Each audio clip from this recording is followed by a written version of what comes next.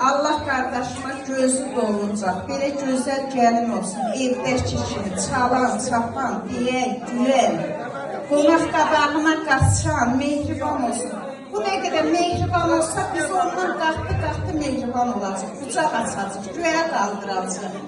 Allah xoşbəxt edəsin. Amin ya Rabbim, Allah xoşbəxt edəsin.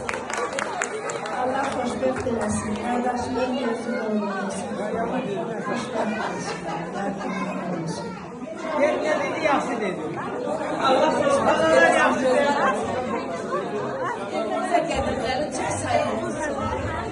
Çok güzelsiniz. Çok yüreklisin. Çok hoşbenim. Maşallah. Sen köyden Aliye'yle bağlısın. Sağ olun Aybüke, çok sağ olun. Birbirlerinin sümüğüne düşen ne mantığı olsun. Gelsin birbirlerine söylesin.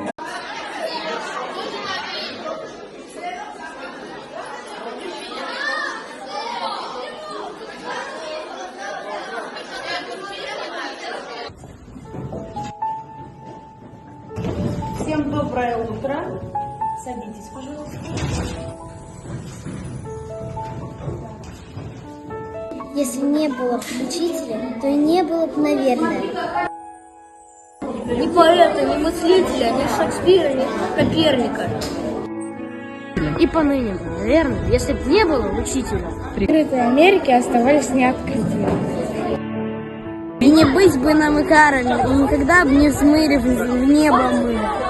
Если бы у нас его стараниями крылья выращены не были. Без его бы сердца доброго не был мир так удивителен. Кому нам очень дорого имя нашего учителя.